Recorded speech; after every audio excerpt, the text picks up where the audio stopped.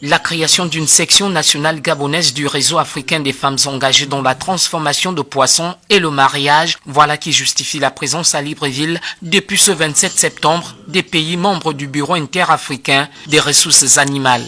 Le Gabon, qui fait son entrée dans la grande famille de la WFishNet, entend jouer un rôle prépondérant au sein de cette organisation. L'installation FishNet au Gabon, ça nous fera plaisir parce qu'au moins on serait reconnu continentalement, être installé, avoir un bureau et pour que nous aussi on aura bénéficié des formations à la transformation et avoir d'autres opportunités. Le Gabon va apporter beaucoup de choses parce que nous ici on est déjà engagés dans la pêche, dans la transformation, on est déjà engagés.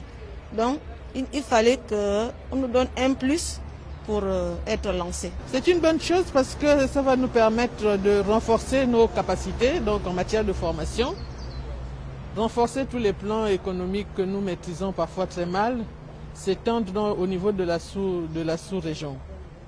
L'organisme nous apportera de la formation, ce qui est vraiment appréciable parce que ça nous permettra aussi de renforcer nos capacités, ce que j'ai déjà dit.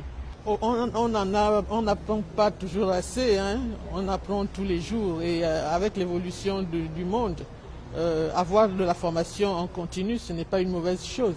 Initiative de l'Union africaine, la WFishNet contribue à améliorer le bien-être, les conditions de travail et les revenus des femmes dans le secteur de la pêche et de l'aquaculture. Nous sommes venus au Gabon pour installer le bureau national de WFishNet pour les femmes transformatrices et commerçantes de poissons. Et les producteurs aussi, parce que nous devons continuer dans l'aquaculture. Étant donné que les produits de pêche deviennent un peu rares, nous devons ajouter l'aquaculture dans notre filière. Nous venons installer le bureau du Gabon pour que le Gabon rejoigne les 54 pays de l'Union africaine. Nous voulons être avec les femmes transformatrices et commerçantes de poissons aussi du Gabon. Elles doivent s'approprier de plusieurs choses, des formations, des nouvelles technologies, la transformation. À ce moment, ce n'est plus la transformation d'avant. Nous avons plusieurs transformations maintenant au niveau, il y a des fours améliorés qui se sont ajoutés. Il faudra qu'elles viennent aussi bénéficier des formations dans le continent. Le Gabon a engagé depuis 2011 une réforme profonde du secteur pêche et aquaculture, dont l'objectif consiste à faire de la pêche un véritable levier de développement.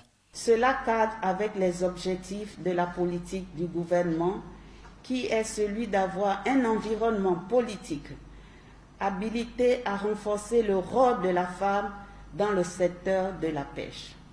Mesdames et messieurs, au regard de la qualité des participants et de l'engagement de tous, je reste persuadé que des enseignements pertinents sortiront de vos échanges.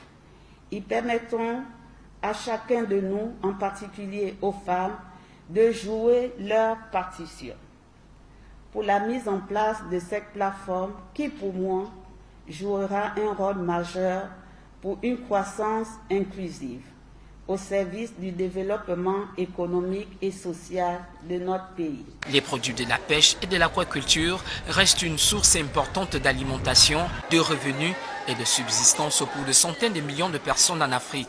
Des statistiques récentes révèlent que la femme représente plus d'un quart, soit 27% de la main-d'œuvre dans ce secteur.